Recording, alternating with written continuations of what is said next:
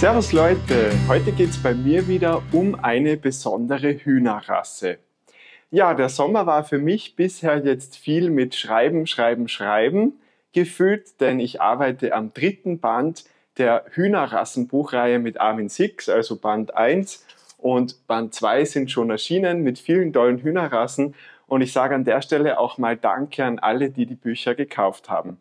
In den 3. Band sollen jetzt auch die Nackthalshühner rein und ich hatte dadurch Fototermine, zum Beispiel habe ich in Belgien die schwarzen Nackthäse vor der Linse gehabt und in den Niederlanden die weißen Zwergnackthäse.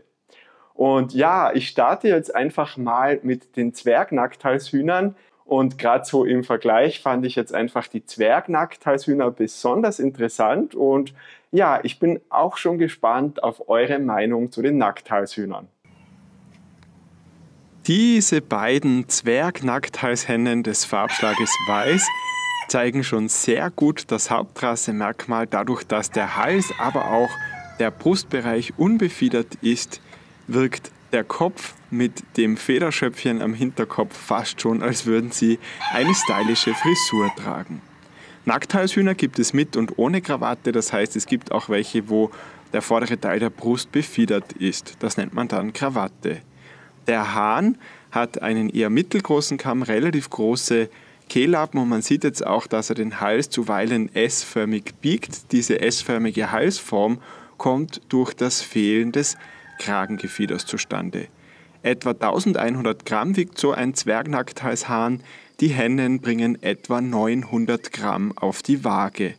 Und auch die Legeleistung ist bei den Zwergnacktalshühnern durchaus beachtlich mit ca. 150 bis 170 Eiern im Jahr.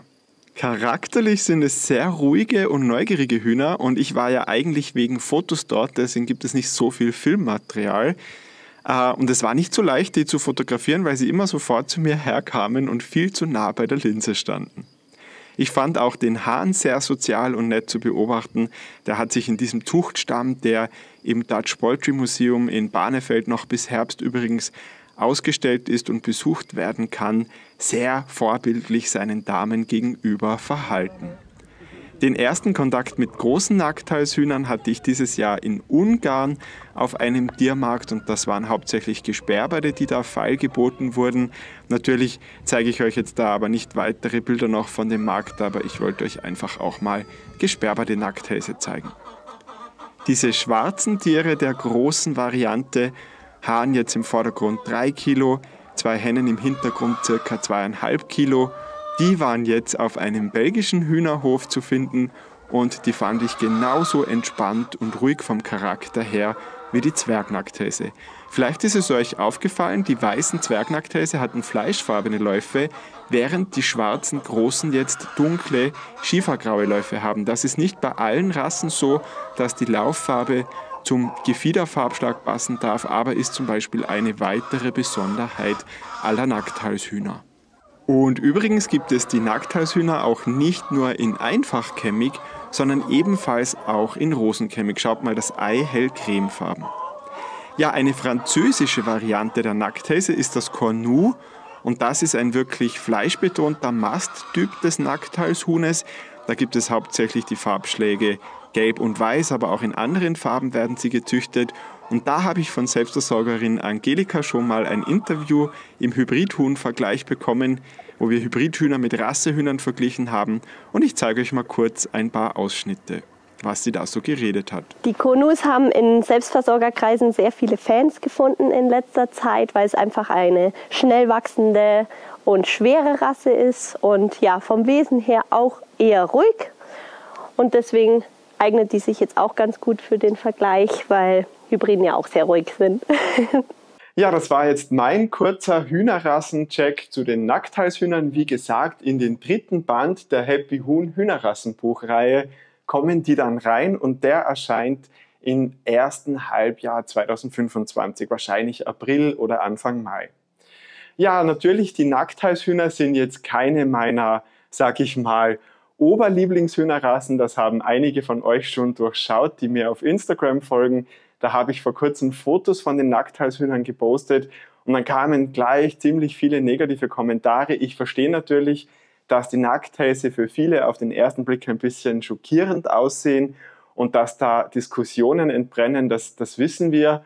Aber es ist trotzdem immer wieder faszinierend und ja, ein Vorwurf war halt auch, warum ich die überhaupt zeige, denn ich würde die ja selber nicht mögen und würde mir die nie halten. Aber da muss ich sagen, gut, es gibt viele Hühnerrassen, die jetzt selber nicht unbedingt meinen Geschmack treffen und die ich mir jetzt nicht holen würde, aber bei 2500 Hühnerrassen auf der Welt ist halt einfach für jeden Geschmack was dabei und da kann einem nicht immer jede Hühnerrasse gleich gut gefallen und man hat halt einfach Favoriten, wenn man die Wahl hat. Trotzdem ist es jetzt aber nicht so, dass ich was gegen die Nackthalshühner habe, sondern ich muss wirklich sagen, allein schon die Tatsache, dass sie auf eine jahrhundertelange Zuchtgeschichte zurückblicken, ist wirklich der Hammer. Auch Österreich hat da eine Connection und in einem alten Hühnerbuch werden sie zum Beispiel auch als österreichische Hühnerrasse geführt für den östlichen Raum Österreichs und das liegt sicher daran, dass da zum Beispiel Länder wie Ungarn angrenzen, wo die Nackthalshühner auch heute noch bodenständige Hühner sind, die wirklich Tradition haben. Warum ich persönlich die Nackthalshühner nicht so gerne mag, das hat einen ganz anderen Grund, wo man jetzt vielleicht gar nicht dran denken würde. Viele sagen ja immer, ja, die armen Hühner, die frieren, die vertragen ja keine Kälte. Das ist bei mir nicht der Grund. Ich finde auch nicht, dass die Nackthalshühner empfindlich sind. Ganz im Gegenteil, ich habe da auch schon mit Züchtern gesprochen und scheinbar haben diese Typen sogar eine etwas festere, ledrigere Haut am Hals entwickelt als andere Hühnerrassen und sind dadurch eigentlich ähnlich gut vor Kälte, Wind und Wetter geschützt wie normale Hühner. Was mich an den Nackthalshühnern stört, ist, mich interessiert ja das Sozialverhalten an den Hühnern sehr. Gerade so meine Zwergenhundtruppe. Ich liebe es einfach, meine bunten Hühner zu beobachten. Hühner sind wahnsinnig soziale Tiere und es ist halt einfach tatsächlich so, und dazu gibt es ja genug wissenschaftliche Studien, dass Hühner ihr Kragengefieder für die innerartliche Kommunikation brauchen. Bestes Beispiel sind natürlich die Hähne, wenn sie die Kragenfedern aufstellen beim Hahnenkampf, aber nicht nur bei den Rangstreitigkeiten, auch eine Glucke zum Beispiel, ja, wenn man der zu nahe kommt oder wenn die irgendwie Gefahr sieht, die macht nicht nur ihr typisches Geräusch, sondern stellt auch empört die Kragenfedern auf. Und es ist einfach so, dass die Kragenfedern eben nicht nur den Hühnerhals schützen, sondern auch ein Kommunikationsmittel beim Huhn sind. Und deswegen würde ich mir jetzt in meine bunte Truppe keine Nackthalshühner dazu tun, weil die einfach benachteiligt wären in der innerartlichen Kommunikation.